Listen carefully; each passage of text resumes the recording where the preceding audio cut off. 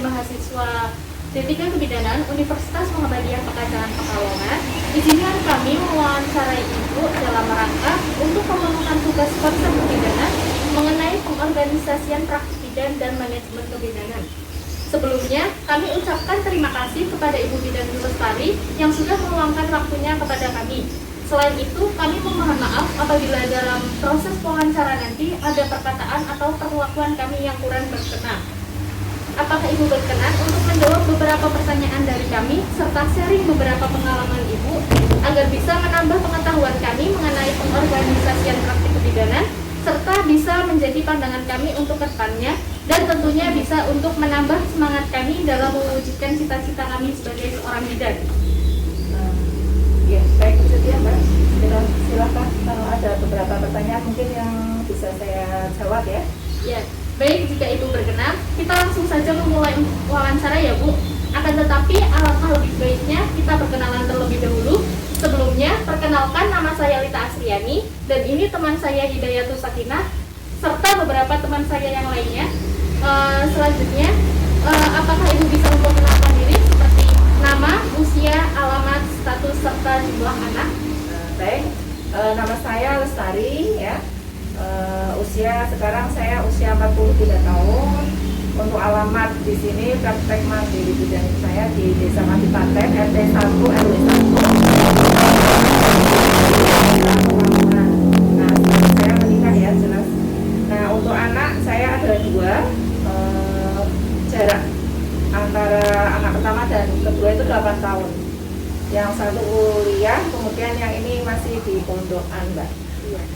Baik Bu, selanjutnya apakah Ibu bisa menceritakan riwayat pendidikan Ibu serta pengalaman menarik apa saja yang Ibu alami selama pendidikan tersebut? Baik, jadi saya dulu sekolahnya ya dari awal itu saya sekolah di SPK Depes Pekalongan. Jadi dulu itu sekolah itu bertahap jenjang ya, SPK tingkat SMA tapi sudah fokus ke keperawatan. Saya lulus tahun 1995, kemudian 1 tahun saya menempuh program pendidikan bidan di Santa Elizabeth Semarang.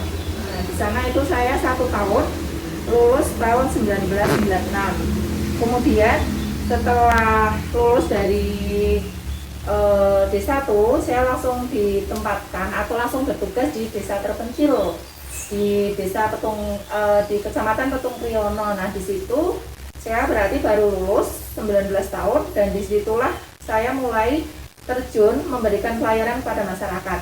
Padahal di situ di usia muda, terus juga masih 19 tahun, artinya kita masih sangat muda tapi harus sudah menjalankan atau melayani kebidanan di daerah terpencil. Nah, disitulah saya mendapatkan banyak sekali pengalaman maupun keterampilan kebidanan saya di daerah terpencil tersebut di Petung Priyono. Itu saya 1 tahun ya di sana. Kemudian untuk pendidikannya selanjutnya D3 itu saya ambil lulusnya tahun 2010. Nah, ini saya di stiker juga. Jadi termasuknya saya alumni kakak kelas kalian ya. Saya lulus tahun 2010 untuk D3-nya. Kemudian tahun 2013 saya lulus untuk D4 kebidanannya. Saya ambil di Poltekkes Semarang. Nah, tahun ini saya masih ambil lagi profesi kebidanan, di mana nantinya ada kesempatan nanti kalau sudah masuk di kuliah D3 atau kebidanan, jangan setidaknya tahapan pendidikannya harus sampai profesi kebidanan, karena nantinya untuk membuka praktek mandiri bidan minimal pendidikan harus profesi kebidanan. Kalau hanya D3 kebidanan, adik-adik nggak bisa membuka praktek mandiri seperti ini. Jadi harus mengikuti fasilitas atau bekerja di fasilitas kesehatan pemerintah maupun punya orang lain, ya. Itu ya. Wah, sangat menarik ya Bu pengalamannya. Kemudian apakah Ibu mengikuti beberapa pelatihan? Kemudian pelatihan apa yang Ibu ikuti? Jadi untuk menjadi seorang bidan selain tadi pendidikan formal ya, pendidikan kebidanan tadi yang sudah diikuti, ada beberapa pelatihan yang nantinya harus diikuti oleh bidan ya. Nah, kebetulan saya kan dulu langsung masuk atau sudah langsung masuk PTT ya, habis lulus dari D1 kebidanan itu saya PTT selama lebih kurang sampai 2005 saya baru PNS. Jadi saat PTT itu banyak pelatihan yang saya ikuti ya, seperti APN. Pelatihan APN itu wajib, nanti semua bidan harus, walaupun nanti di pendidikan itu sudah dapat, tapi nanti keluar harus mengikuti pelatihan APN lagi. Kemudian pelatihan CTU juga ada. CTU itu untuk pemasangan KB ya. Kemudian saya juga baru-baru mengikuti pelatihan Mom and Baby Spa. Nah, Mom and Baby Spa ini kalian nanti kalau ada harus ikut juga. Ini karena untuk mengembangkan profesi kita sudah tidak bisa lagi hanya terpaku pada persalinan atau pelayanan yang seperti biasa. Nanti ke depan harus meningkatkan ke kompetensi itu ya, kita ambil kompetensi itu. Kemudian juga mengikuti pelatihan desa siaga, karena saya bertugas di pemerintahan, otomatis dulu saya menjadi bidan desa ya, bidan desa di Petung Kriono Bidan Desa. Kemudian pindah bekerja di Puskesmas Wonopringgo, saya juga dari bidan desa. Kemudian di Puskesmas Desa, awalnya saya juga bidan desa, sekarang koordinator ya kebidanan. Tapi dari awal bidan desa itu harus mengikuti pelatihan bidan Poskesdes, di mana bidan Poskesdes ini untuk bidan desa siaga. Jadi untuk meningkatkan desa itu menjadi desa siaga. Kemudian pernah mengikuti pelatihan preseptor mentor, yaitu untuk sebagai pembimbing ya, pembimbing lahan mahasiswa, karena saya juga di Puskesmas membimbing banyak mahasiswa ya, selain dari itu juga dari institusi pendidikan lainnya. Nah ini harus punya pelatihan preseptor mentor. Kemudian di Puskesmas sendiri saya juga beberapa kali mengikuti pelatihan-pelatihan yang diadakan oleh Puskesmas, dibiayai Puskesmas. Juga ada pelatihan audit klinis, ada pelatihan manajemen keselamatan pasien, manajemen resiko, kemudian ada pelatihan ISTK. Yang lainnya selain dari pelatihan, webinar, seminar itu harus diikuti ya. Jadi kita itu mau tidak mau harus terus mencari ilmu, nggak bisa berhenti sampai tua ya. Seperti itu untuk pengalaman saya pelatihan dan mungkin beberapa seminar ya. Seminar itu sekarang lebih mudah.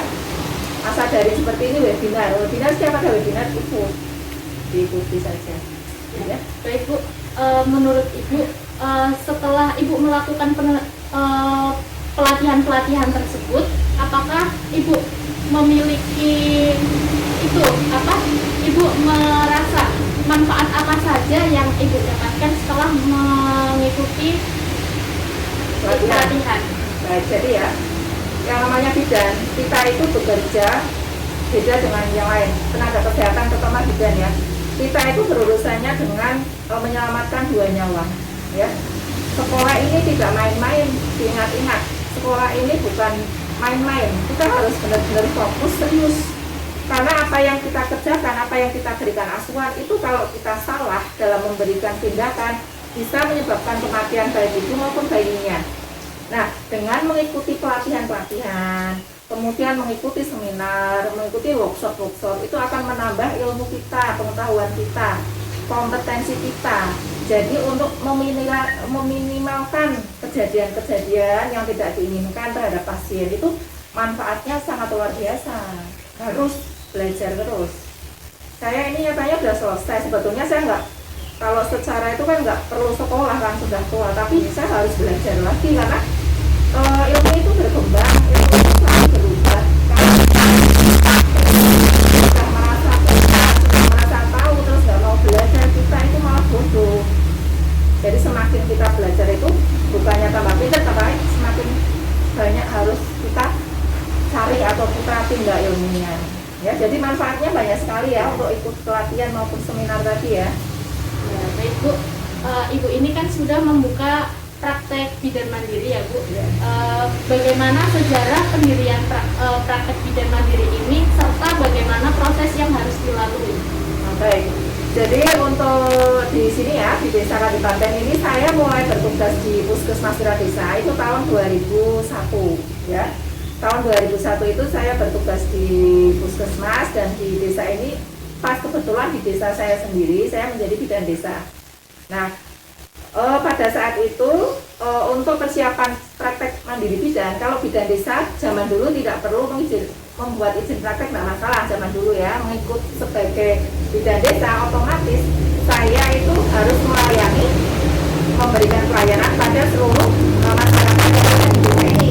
Nah, untuk praktek mandiri bidannya itu yang harus dipersiapkan yang pertama nantinya ya harus punya tempat dulu. Tempatnya itu artinya yang mau untuk pelayanan, tempat prakteknya, sarana dan prasarananya apa, fasilitasnya harus dilengkapi. Kemudian yang pokok lagi nantinya harus punya STN ya. Nah, seperti panjenengan nanti setelah lulus D3 ini nanti pada saat terakhir sekolah ada uji kompetensi dengan harus lulus, kemudian dari situ nanti dapat surat registrasi lah. Ini kalian juga nanti harus belajar buka undang-undang kebidanan yang baru, makanya yang baru ya acuannya kita ya nomor 4 tahun 2019. Nah, di situ semua ada bagaimana prosedurnya seorang bidan itu akan kewenangannya, cara dia praktek mandiri bidan, di sini semua ada ya. Setelah tadi lulus ya, setelah saya lulus harus punya STN ya. STN itu surat tanda registrasi ya. Kalau sekarang jenengan nanti lulus dapat uji kompetensi, kemudian nanti dapat itu dari konsil ya.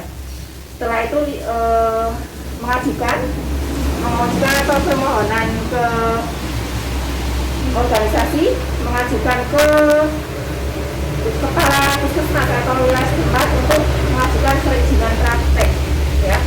Nah, perizinan praktek ini nantinya ya harus memenuhi syarat. Standarnya untuk membuka praktek mandiri bidan itu harus syaratnya ada. Nanti di sini juga ada ya, di peraturan perundang yang baru. Ruangannya harus berapa, kemudian juga fasilitasnya apa saja yang harus ada, kemudian kamarnya harus berapa, harus ada kamar mandinya untuk pasien, kemudian ada ruang tunggunya untuk pasien dan lain sebagainya harus dipenuhi. Nanti setelah kita mengajukan selain ke organisasi, rekomendasi dari IBI ya, organisasi kita, kemudian ke kepala puskesmas, kemudian juga setelah syarat-syarat terpenuhi kita minta izin juga ke lingkungan hidup, ke LH ya. Artinya kita membuat praktek mandiri bidan ini jangan sampai membuat kerusakan lingkungan, karena di persalinan kayak gini, persalinan misalkan dulu saya melayani persalinan juga ya, ini kan ada limbah infeksius kan. Nah, limbah infeksius ini betul-betul harus dikelola, jangan sampai nanti terbuang-buang ke tetangga. Kemudian sampah medisnya yang infeksius kita buangnya juga harus dikelola betul-betul, karena jangan sampai tetangga kita malah terkena penyakit dari limbah yang kita buang, limbah infeksiusnya. Jadi harus betul-betul dikelola ya, seperti itu ya. Pada saat proses mengalami kesulitan Bu? Kebetulan saya untuk izin praktek, karena saya dari dulu berprinsip bahwa saya praktek mandiri bidan itu di sini ya harus legal. Saya harus legal, saya harus punya SIPP.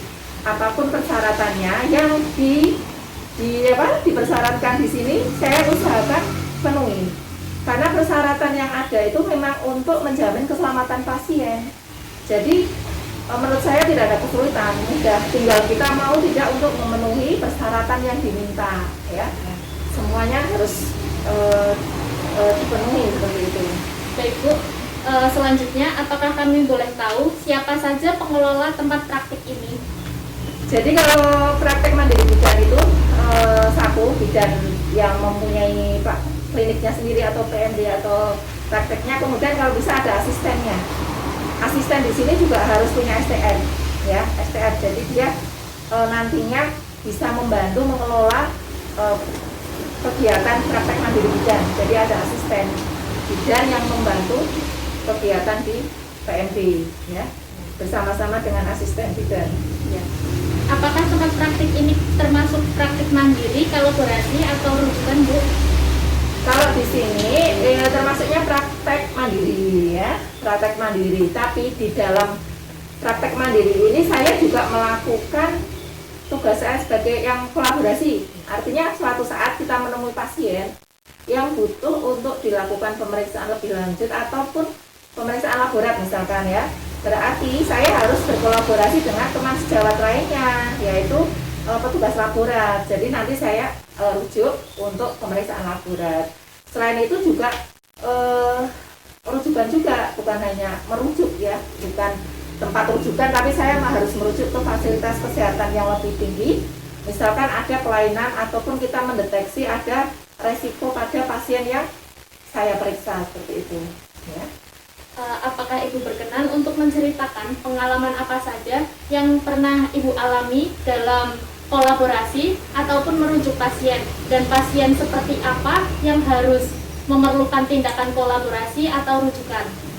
Jadi pada saat kita melakukan pelayanan di praktek bidan mandiri akan menemui beberapa pasien ya. Ada pasien hamil misalkan, pasien hamil dengan hipertensi atau tekanan darah tinggi. Nah, di situ kita juga harus belajar nih, pasien-pasien dengan resiko apa saja yang tidak bisa ditangani bidan, tapi harus ke dokter kandungan. Nah, di situ ada pasien misalkan hamil dengan hipertensi, ya kita berarti nanti harus memberikan rujukan ke dokter spesialis kandungan untuk dia mendapatkan pengobatan. Kemudian kalau kolaborasi di sini ya, misalkan kita menemukan pasien dengan belum pernah periksa laborat apapun, karena ibu hamil sekarang diprogramkan harus periksa laborat. Ada pemeriksaan HB, golongan darah, ada pemeriksaan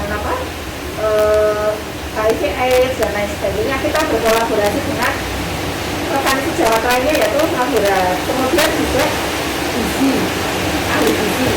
Misalkan ibu hamil dengan kondisi kekurangan energi kronis. Nah, kita konsulkan kolaborasi dengan ahli gizi biar diberikan penyuluhan. Apakah selain membuka praktik mandiri ini Ibu bekerja di puskesmas atau yang lainnya? Terus bagaimana manajemen waktu Ibu agar semuanya itu bisa terlaksana dengan optimal? Baik, jadi saya dari dulu selain di praktek mandiri bidan ini, saya juga bekerja di puskesmas ya.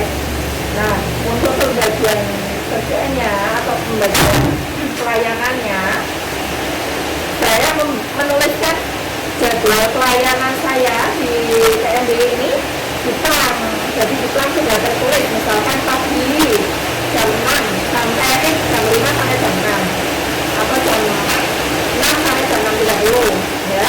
Kemudian untuk sore jam 16 sampai jam 21. Nah, saya bekerja di puskesmas jam 7 sampai jam 14. Jadi bisa artinya pasien itu tahu bahwa kalau jam 7 sampai jam 14 itu saya nggak ada. Jadi otomatis pasien-pasien yang akan periksa ataupun butuh pelayanan saya datangnya ya sesuai jam kerja di PMB ini. Jadi memang dibagi waktunya seperti itu. Dalam praktik bidan mandiri ini ada berapa ruangan ya Bu?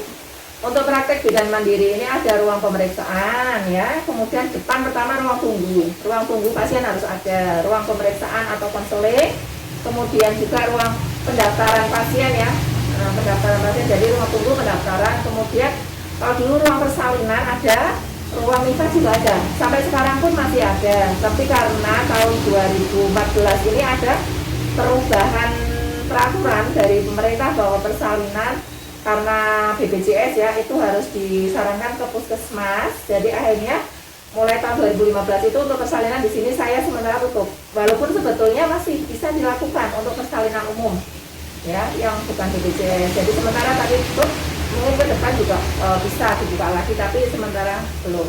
Nah, kemudian ada harus kamar mandi WC itu harus ada ya. Apakah nanti kami boleh mendokumentasikan ruangan satu persatu Bu? Silakan, nanti bisa dikoordinat, bisa difoto ya. Ya baik Bu. Selama Ibu menjadi bidan, apakah ada hambatan yang Ibu alami dalam menjalankan praktik mandiri bidan ini Bu? Jadi untuk hambatan yang dialami, apalagi pada saat dulu ada persalinan di rumah, itu saya harus piket atau harus bekerja di puskesmas, nah itu kendalanya di situ. Jadi saya tidak bisa melayani pasien langsung. Kemudian juga kadang pasien datang pada saat saya harus atau sudah mau berangkat ke puskesmas. Nah di situ akhirnya menolak pasien. Padahal dengan menolak pasien itu sebetulnya kan membuat kecewa pasien. Tapi kan saya juga punya kewajiban untuk bekerja di pemerintah. Nah itu hambatannya kalau bidan bekerja di dua tempat atau di fasilitas kesehatan dengan praktek mandiri bidan seperti itu. Beda kalau hanya di fokus di praktek mandiri bidan saja, jadi bisa 24 jam itu full di PMD. Itu hambatannya karena ada bekerja di tempat paskes ya, paskes lain ya. Baik, Ibu sebagai seorang bidan, tapi pastinya Ibu tergabung dalam organisasi IBI. Terus bagaimana IBI mengawasi para bidan yang membuka praktek mandiri bidan, Bu? Jadi untuk organisasi IBI ini kan ada tugas pengawasan ya dan pembinaan. Nah, biasanya ada yang namanya pertemuan rutin setiap 3 bulan. Nah, pertemuan rutin itu ranting ya. Nah, disitulah para pengurus IBI menyampaikan bagaimana bidan harus misalkan membuat SIPD, kalau PMD harus punya izin praktek dan lain sebagainya. Nah, untuk pengawasannya biasanya dipantau lah kalau praktek tapi nggak ada izin prakteknya dan lain sebagainya. Nanti kan ada teguran lisan, ada teguran tertulis dan lain sebagainya. Itu ada tugasnya sendiri di kepengurusan IBI ya. Jika suatu saat terjadi keadaan yang mendesak yang mengharuskan ibu bertindak di luar aturan, apakah bidan tersebut akan mendapatkan konsekuensi hukum? Jika iya, siapa yang akan menjatuhkan hukuman dan hukuman apa yang akan diterima bidan tersebut? Tadi pertanyaannya kalau ada masalah darurat di luar peran bidan ya. Nah, di Undang-Undang Nomor 14 tahun 2019 itu di pasal 59 sudah disebutkan kalau terjadi sesuatu gawat darurat pada saat, artinya kita menemui pasien gawat darurat, padahal itu bukan wewenang kita itu masih boleh melakukan karena itu ada wewenangnya dan ada undang-undangnya ya. Jadi kalau bukan gawat darurat ya nggak boleh, apalagi melanggar etik ya, maksudnya bukan wewenang kita kerjakan, misalkan sunat bayi, sunat anak, itu kan itu bukan wewenang bidan, itu beda, nanti ada organisasi sendiri atau yang akan memberikan hukuman ataupun memberikan teguran seperti itu ya. Tapi kalau darurat dan tidak ada orang lain ya, maksudnya tidak ada orang lain yang menemukan hal itu, kita masih boleh dan berwenang. Apalagi misalkan kita bertugasnya nanti di daerah terpencil, memang di daerah terpencil hanya 1 orang bidan di desa, ada kasus darurat, padahal bukan wewenangnya, bidan harus nolong tetap, karena di situ ada perlindungan hukumnya, ada undang-undangnya, kita boleh menangani sesuatu yang gawat darurat walaupun bukan wewenang kita, asal tidak ada orang lain. Nek ternyata ada dokter, ada perawat, ya sudah diserahkan ke mereka, sewenangnya mereka, seperti itu ya. Bagaimana upaya Ibu dalam meningkatkan kinerja agar terhindar dari pelanggaran etik di masyarakat? Nah, jadi untuk bekerja sebagai bidan di PMD maupun di fasilitas kesehatan, pokok berarti harus meningkatkan skill ya, meningkatkan pengetahuan, meningkatkan skill, banyak wawasan dan lain sebagainya. Kemudian komunikasi yang baik dengan pasien, komunikasi yang efektif, agar nantinya dalam melakukan tindakan itu kita tidak menimbulkan insiden keselamatan pasien maupun kejadian yang tidak diinginkan pada pasien. Intinya kita harus sering belajar itu nggak boleh berhenti ya, harus terus menerus belajar, harus kita meningkatkan kompetensi dengan belajar, itu wajib. Itu salah satu cara kita agar tidak ada pelanggaran etik pada pasien ya. Baik. Kemudian yang terakhir Bu, apa pesan Ibu untuk kita ke depannya agar kita bisa menjadi bidan yang profesional dan disegani oleh masyarakat? Jangan disegani itu ditakuti, disenangi Ya, disenangi, disukai ya. Nah, disegani itu takut, masyarakat itu takut, nggak senang gitu ya. Jadi nantinya untuk PMD, nantinya kalau kalian membuka praktek mandiri bidan, yang pertama kita harus meningkatkan atau belajar tentang soft skill dan hard skill. Hard skill itu ya kayak pendidikan akademis ya, belajar pengetahuan dan lain sebagainya, skill-skillnya. Kemudian soft skill itu kita harus belajar bagaimana bersikap kepada pasien, bersikap pada masyarakat. Dan disinilah nanti jenengan harus belajar bagaimana saat kondisi kita marah, saat kondisi kita nggak mood ya, tapi harus berhadapan dengan pasien. Nah inilah yang berat itu seperti itu. Kita tidak boleh kelihatan marah di depan pasien padahal sedang marah ya. Kelihatannya kita harus baik-baik saja. Nah itu harus butuh belajar. Karena saya sendiri juga belajar. Kadang pada saat emosi tetap ketemu pasien, tetap kalau wajah kita kan kelihatan ya. Nah itu harus kita belajar bagaimana mengendalikan emosi kita pada saat bertemu pasien ya. Jadi intinya belajarlah di meningkatkan pengetahuan atau soft skill dan hard skillnya kita ya. Jadi bidan itu tidak hanya butuh tadi pelajaran anatomi, pelajaran itu bukan hanya itu komunikasi yang baik, menjaga sikap ya, ramah kepada pasien, terus mementingkan pasien, kita peduli pada pasien, itu baru pasien mau atau mereka menyukai bidan. Intinya harus apa ya, harus perhatian ke pasien seperti itu. Baik Bu, selanjutnya mengenai manajemen kebidanan ya Bu. Pertanyaan yang pertama itu, sebelumnya apakah Ibu bisa menjelaskan tentang kondisi tempat praktik ini dan pelayanan apa saja yang diberikan Ibu kepada masyarakat? Jadi untuk PMB saya ya, ini kalau dulu saya melayani di PMB ini persalinan ya, ada pelayanan persalinan, jelas pasnya, kemudian pelayanan kehamilan, pemeriksaan kehamilan. Dulu juga kayak senam hamil, perawatan payudara masih bisa ya sekarang. Pemeriksaan kehamilan, kemudian pelayanan KB di sini bisa suntik, bisa pil, kondom, kemudian pemasangan IUD kayak gitu ya. Kemudian juga konseling ke remaja, pemeriksaan anak sehat ya. Kadang sesekali juga ada yang kalau sakit terpaksa dilayani kayak gitu ya. Kemudian imunisasi bayi juga bisa sebetulnya dilakukan di PMB. Kemudian bagaimana manajemen pelayanan kebidanan Ibu di tempat praktek ini? Jadi yang namanya manajemen itu kan seorang bidan merencanakan kegiatan apa yang dilakukan. Misalkan saya akan melakukan pemeriksaan kehamilan, saya rencanakan untuk persiapan peralatannya dan lain sebagainya. Kemudian setelah itu kalau ada asistennya ya, di organisasi dibagi tugas di PMB ini ya, misalkan ada beberapa karyawan ataupun anggota dibagi tugas di organisasi, kamu yang bagian apa, siapa bagian apa, yang pemeriksaan siapa. Kemudian pas pelayanannya ya, pas manajemen atau pas pelaksanaan pelayanannya ya, diharapkan sesuai dengan asuhan kebidanan yang diinginkan. Nah, nanti juga dievaluasi, misalkan ternyata tadi pemeriksaan kehamilannya kok kurang pas atau salah atau dan lain sebagainya, nanti dievaluasi. Kemudian tadi pas pelayanannya kurang ramah, itu nanti bisa juga dilakukan evaluasi ya.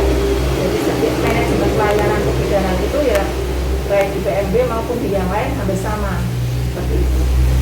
Kemudian bagaimana tahapan Ibu bidan ketika kedatangan pasien, dari pasien datang hingga pulang, apa saja yang dilakukan Ibu bidan? Jadi untuk alur pelayanan di PMB ini ya, yang pertama biasanya pasien di depan di ruang tunggu, kemudian masuk di sini. Kalau ada asisten administrasinya yang mendaftar pasien mau periksa apa dan lain sebagainya, kemudian diambilkan statusnya atau data medisnya. Setelah diambilkan baru dibawa ke ruangan pemeriksaan ya. Pemeriksaan ini di sini pasien dilayani sesuai kebutuhannya, mau periksa hamil atau periksa atau KB atau yang lainnya, atau hanya cuma konseling saja.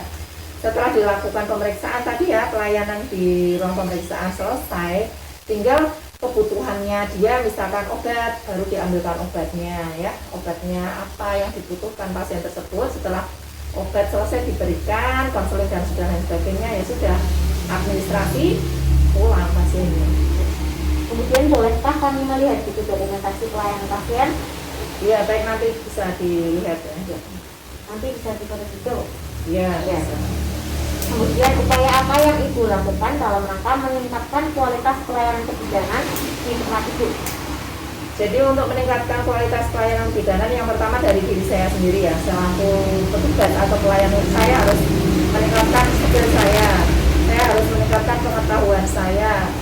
Ini saya berarti harus belajar, banyak membaca, banyak belajar. Kemudian meningkatkan soft skill saya, berarti saya harus lebih belajar untuk bersabar, lebih ramah, lebih perhatian pada pasien dan lain sebagainya. Itu untuk pribadi saya sebagai petugas atau pelaksana sebagai seorang bidan.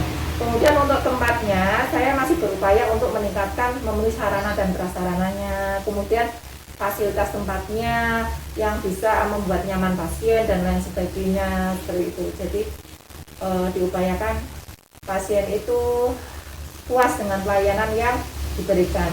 Ya. Selama ini apakah ada hambatan yang Ibu alami dalam melakukan manajemen kebidanan?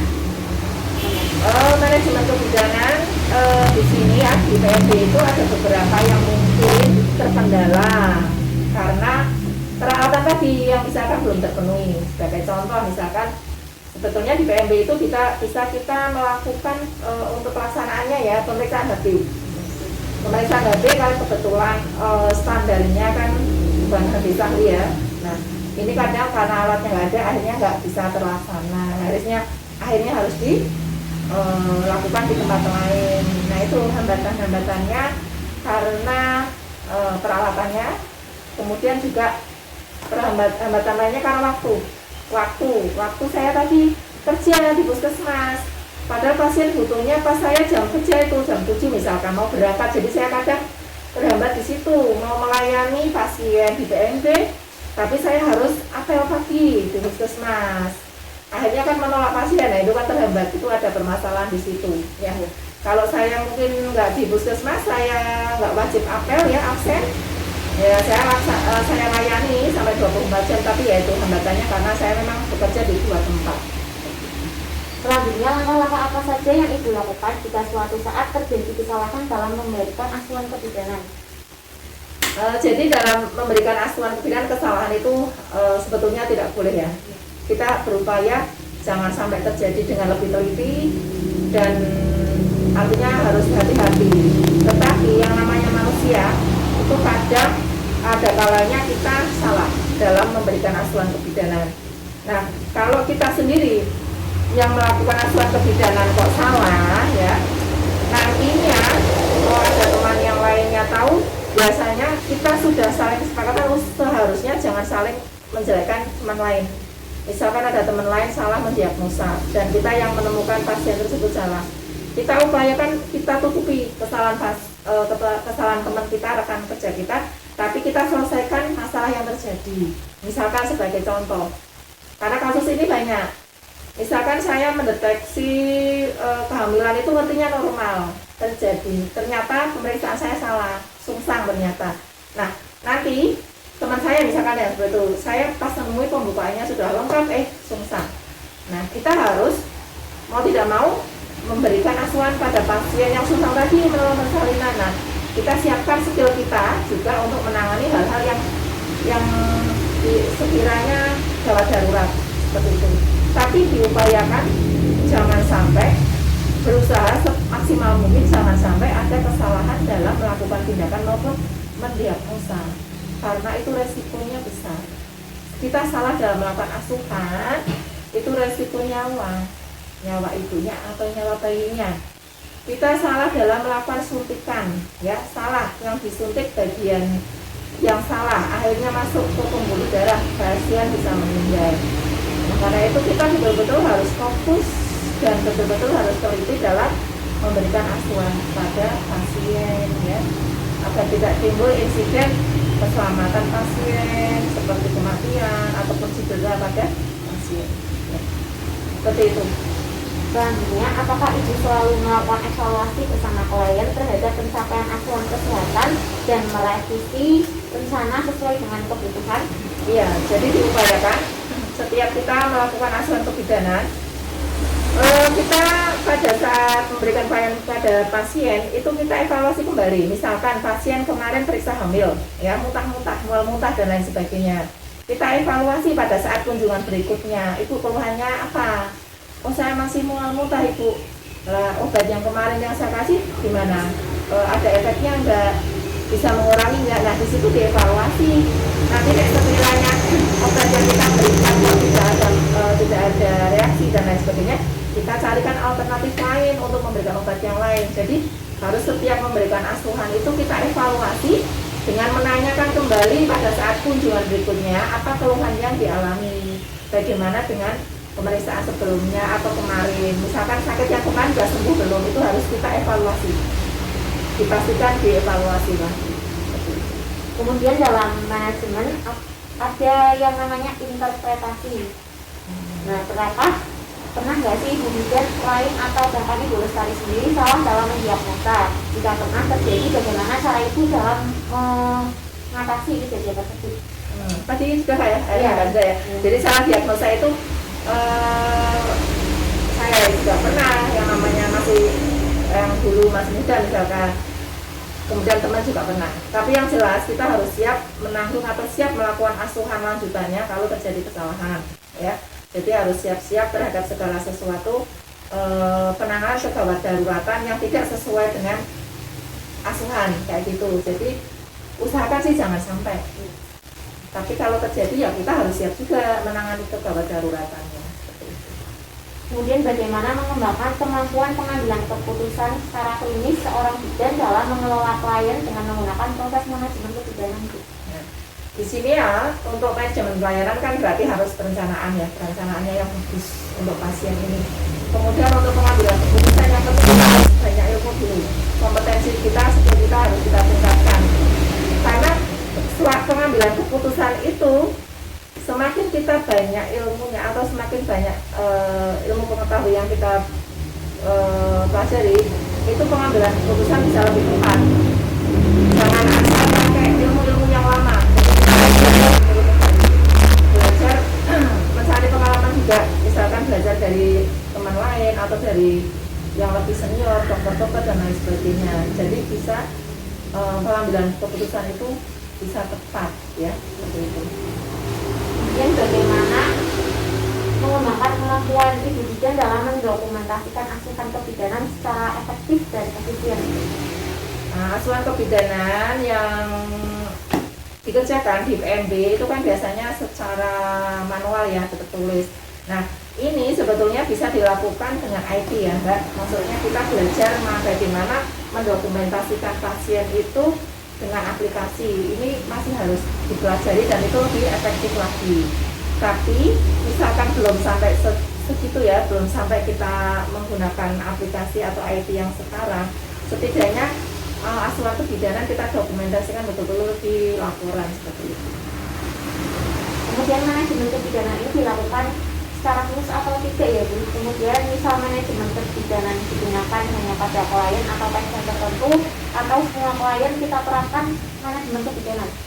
Jadi untuk semua klien atau semua pasien harus kita terapkan manajemen pelayanan kebidanan. Jadi tidak boleh pilih-pilih, tidak boleh pilih-pilih. Oh ini orang kaya, saya harus melayani dengan lebih baik dibanding orang miskin, nggak boleh. Jadi semuanya yang datang kita, yang membutuhkan pelayanan kita lakukan semuanya dengan manajemen pelayanan kebidanan yang baik ya. Betul-betul dilakukan, jangan pilih yang kita suka dan yang tidak suka, karena kita memang di Sumba tidak boleh pilih-pilih pada pasien ya. Baik Bu, wawancara sudah selesai. Sekali lagi terima kasih banyak atas waktu yang telah Ibu Lestari luangkan Ya, kemudian sama-sama. terima kasih juga atas jawaban-jawaban yang bisa menambah pengetahuan buat kami dan tentunya bisa menjadi motivasi kami agar bersemangat dalam menuntut ilmu. Kami juga memohon maaf apabila ada kelakuan kami yang kurang berkenan. Terima kasih sebelumnya. Wassalamualaikum warahmatullahi wabarakatuh. Ya sama-sama Mbak, kami juga mohon maaf jika dalam memberikan jawaban masih belum pas. Nanti bisa dicari referensi yang lain ya. Yang penting tetap semangat. Pesan saya ya, belajar di kebidanan itu jangan karena disuruh orang, jangan disuruh orang tua dan lain sebagainya. Diniatkan untuk beribadah, diniatkan betul-betul untuk biar kalian nanti bermanfaat ya. Dan di saat kuliah seperti ini fokus. Karena jenengan kalau nggak fokus, ilmu yang didapat itu nggak pas, karena nanti efeknya ke pasien. Jadi nggak boleh sembarangan, serius lah kalau belajar. Dan usahanya nanti belajar itu tidak berhenti sampai di sini D3, nanti jenengan harus berusaha sampai D4 atau profesi. Belajar sampai tua itu nggak masalah ya, jadi bertahap.